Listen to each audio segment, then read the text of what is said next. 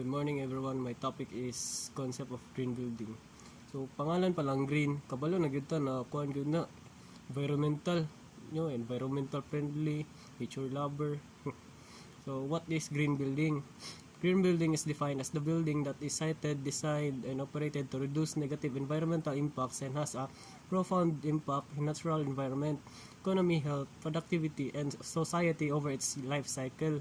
Additionally, green buildings are built from sustainable building materials that are renewable, recyclable, and reusable. Non-toxic plant-based materials have little or no negative impact on the environment and are thus preferred over other building materials. So, ang green building daw kay gibuhat para ma-reduce ang negative impact sa balay, sa sa environment, sa nature.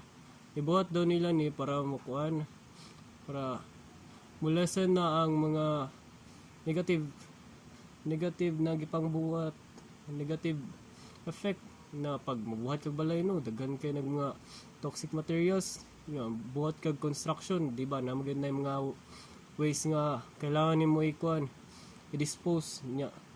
Dapat tarong yun nato na i-dispose. Ang green building po daw ay gamit ang mga reusable na gamit, mga recyclable, ug mga non-toxic plant-based. So, non-toxic plant-based. So, ang example po sa mga non-toxic plant-based na materials kay bamboo og straw. Og daghan pa mga example sa mga gamit na non-toxic. Sorry kay guys kay gisipon ko nga giubog ko. Dapat mga materials nga dili negative na dili anang walay negative impact sa sa environment. Sunod kay there are four important components of green building, which is materials, energy, water, health. So akong i-report karon kay materials ug energy lang.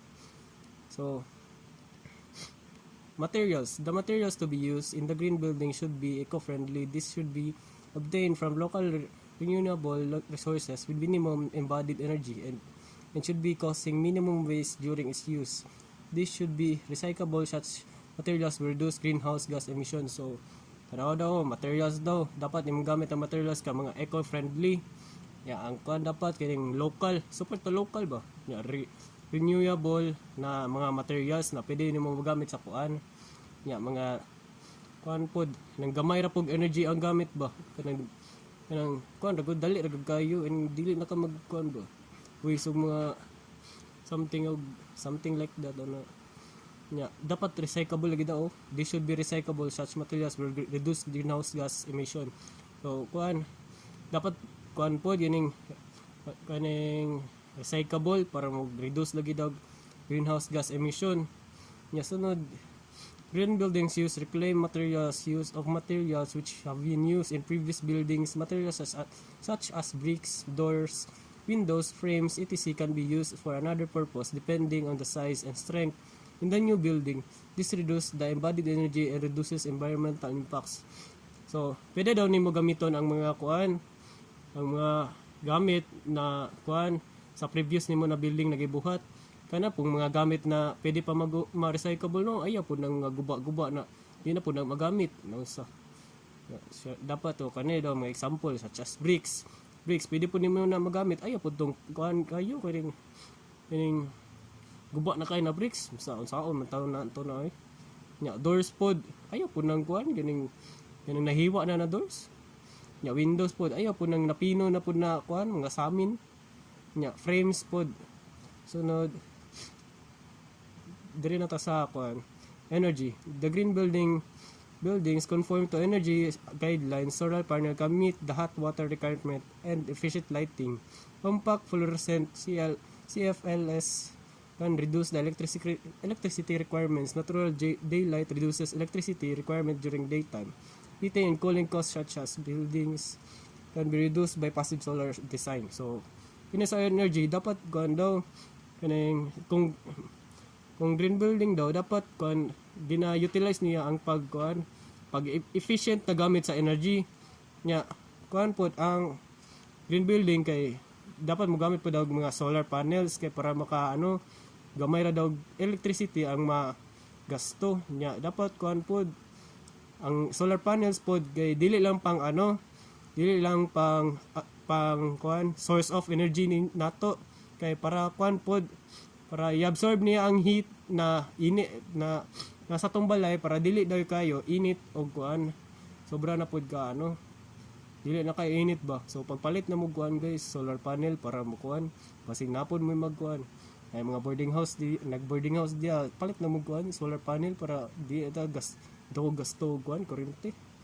nya. Kani po daw compact fluorescent lamps, so kani daw gamay daw kayo nigkuha na kuan gamay kay electricity requirements, so kana palitan na ninyo nya. Insulation for heat is an important factor for energy building. For efficient building, traditional mud houses consisting straw of soil mixed with water and straws are generally found in the village in this cob technique. And also being used in modern construction to to have strand thinner walls which provide insulation for heat and noise. Sorry guys. So ang kuan daw insulation kay for heat is important lagi.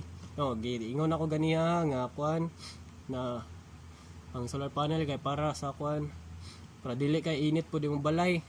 Nya na po daw toy mga traditional mud houses na kuan daw nabuhat sa soil o kuan water and straw. Kita mo tong video nga kuan tong nabot-buhat sila kuan ba gamit ang mud nya mga kuan mga kawayan katong pa scripted lagi daw to nya katong kuan mga native daw na kay nagbuhat sila nga balay-balay nga mura nagkuan mura nagpangdato pag pang ancient times ba nya. Kani po ang mud houses kay kuan daw ni kaning efficient way para dili pod wala na po ni siya gasto nga wala kay gasto ba kay mud houses na gamit just kuan kaning water og kuan lang bamboo nya. Kini pod kining ginagamit po daw ni siya sa kuan modern construction to have the thinner to have strand thinner walls which provide insulation for heat and noise. So ang kuan po daw ginagamit nila ni sa modern construction para po daw to provide insulation for heat and noise. Mao lang to guys, thank you.